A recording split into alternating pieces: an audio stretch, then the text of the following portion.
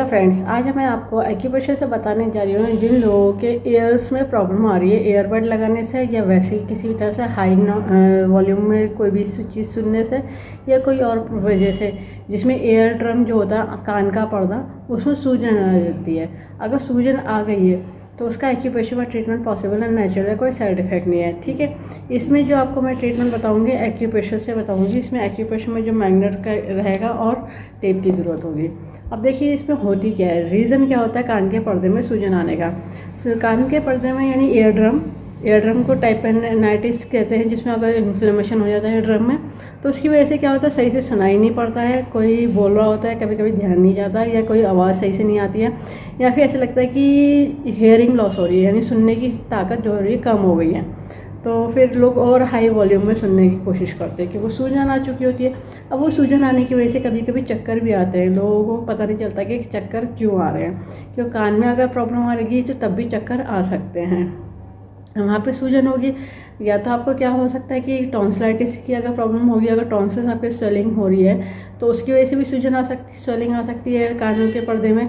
या फिर आप ईयर प्लग जो होते हैं कान में लगा कर सुनने वाले, वो अगर ज़्यादा लंबे टाइम तक लगा रहे हैं कि वो कान में अगर लगा रहेगा तो क्या होता है, ईयर सर्कुलेट नहीं होती, जो बाहर की हवा अंदर बाहर कान में आनी जानी चाहिए, तो उसकी वजह से क्या होता है इंटरनली जब वहाँ पर ऑक्सीजन नहीं पहुँच पाती है बाहर से हवा के ज़रिए, तो वहाँ पे क्या होता है स्वेलिंग आने लगती है। लंबे टाइम तक अगर कोई चीज़ बंद रख दो, स्किन पे चिपका के रख दो तो कैसी होती है, स्किन फुली फुली हो जाती है, तो उसी तरह से प्रॉब्लम आ सकती है।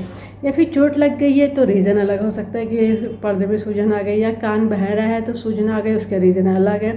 हर चीज़ का रीज़न के अकॉर्डिंग ट्रीटमेंट दिया जा सकता है। अभी आपको ये नहीं पता चल रहा है कि सूजन आई क्यों। अगर ज़्यादा लंबे टाइम आप कान में जो ईयरफोन लगा के रख रहे हैं, ईयरफोन चाहे वायरलेस वाले हो या वायर वाले हो, ठीक है, तो दोनों ही केस में लंबे टाइम तक लगाए रखेंगे तो प्रॉब्लम करेंगे। या फिर आप कोई चीज़ अपने फ़ोन में सुन रहे हैं तो बहुत हाई वॉल्यूम में सुन रहे हैं, या फिर आसपास टीवी भी सुन रहे हैं तो हाई वॉल्यूम में सुन रहे हैं, या कहीं से बहुत ज़्यादा ऐसी जगह से जा रहे हैं जहाँ पे बहुत हाई वॉल्यूम में कोई चीज़ चल रही है, तो वो सब डिस्टर्ब कर देता है कान का पर्दा। क्योंकि बहुत हाई पिच में अगर सुनने की कोशिश कर हम, मतलब वहाँ पर अगर ड्रम बज रहा है या फिर क्या कहते हैं डेक बज रहे हैं तो वो बहुत हाई वाले चल रहे हैं हाई वॉल्यूम के, तो उसकी वजह से कान का पर्दा जो होता है वो उसमें डिस्टर्ब कर देगा और सूजन कर देगा। ठीक है, ये सब तो रीज़न हो गए। अब देखिए, अब इसका ट्रीटमेंट के लिए जो ज़रूरत होगी लगाने के लिए डॉक्टर टेप की, पेपर टेप की, किसी मेडिकल या सर्जिकल की शॉप से ले लीजिएगा। 1/2 इंची का टेप है। अब जो इसमें मैग्नेट यूज़ होती है तो वो एक तरफ से वाइट होती है और एक तरफ से येलो होती है। ठीक है, इसमें टोन सीडेड का काम करते हैं, प्लस माइनस एनर्जी होती है, नॉर्थ पोल साउथ पोल। ये ड्यूअल मैग्नेट ह्यूमन बॉडी के एक्यूप्रेशर पॉइंट को स्टिमुलेट करने के लिए, बैलेंस करने के लिए बनाई गई। इसमें पावर उतनी दी गई जो ह्यूमन बॉडी के एक्यूप्रेशर पॉइंट को स्टिमुलेट कर सके, बैलेंस कर सके। पॉइंट जो मैं बताऊंगी आपको TCM का बताऊंगी। जिनको पता है वो लोग TCM के पॉइंट लगा लेंगे, बाकी लोग लोकेशन देख करके पॉइंट लगा लीजिएगा। और TCM के पॉइंट पे आपको ड्यूअल मैग्नेट लगाना बताऊंगी, कलर नहीं बताऊंगी क्योंकि कलर हर पॉइंट का अलग अलग होता है। कलर आप कंफ्यूज कर देंगे। जिनको कलर की नॉलेज है वो लोग लगा सकते हैं। और कलर पे ये ध्यान रखना पड़ता है, अगर पसीना आ गया, पानी लग गया तो रीअप्लाई करना पड़ता है बार बार। ठीक है, अब देखिए लोकेशन समझ लीजिए, ये हमारे इंडेक्स फिंगर और मिडिल फिंगर से सीधी एक लाइन रिस्ट तक जाती है। तो यहाँ पर जो ये मेरिडियन चलती है इसको कहते हैं कंसेप्शनल वेसल, CV की मेरिडियन है। ठीक है, एक पॉइंट तो हमारा ये आ जाएगा CV का 7, कंसेप्शनल वेसल का 7, और दूसरा पॉइंट आ जाएगा CV का 9। ठीक है, ये 2 पॉइंट हो गए। और ये 2 पॉइंट हो गए, और एक पॉइंट हमारे मिडिल फिंगर में, इंडेक्स फिंगर की तरफ जो मेरिडियन चल रही है वह है स्टमक की। तो ये जो मिडिल जॉइंट से अपर जॉइंट की तरफ बढ़ेंगे तो ये जो पॉइंट आ जाएगा इसको कहते हैं स्टमक का 36। ये सब पॉइंट इस कंडीशन के अकॉर्डिंग, अगर आपके कान में सूजन आ चुकी है तो इन पॉइंटों को करा जाएगा सीडेड।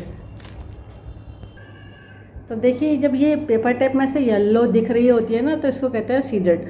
तो दोनों हाथों में ये तीनों पॉइंट जो है, एक हाथ में 3, दूसरे हाथ में 3, टोटल 6 हो जाएंगे। 6 इस तरह के स्ट्रिप बना लीजिएगा और आप इसको पॉइंट पे इस तरह से लगा लीजिएगा। ये हमारे लग गए। तो देखिए ये हो रहा है येलो विजिबल इस तरह से, तो इसको कहते हैं सीडेड। ये देखिएगा इस तरह से ये पूरे आपके जो पॉइंट लग जाएंगे, 3 एक हाथ में, दूसरे हाथ में 3, तो इस तरह से लगाइएगा। ये देखिए, तो ये क्या होगा, वहाँ की जो स्वेलिंग है अगर कम सॉइलिंग है तो जल्दी रिलीफ आ जाएगा, पर ये एक दिन लगा के नहीं छोड़ना है, कुछ दिन तक लगातार लगाना है, 10 से 12 घंटे लगाना है।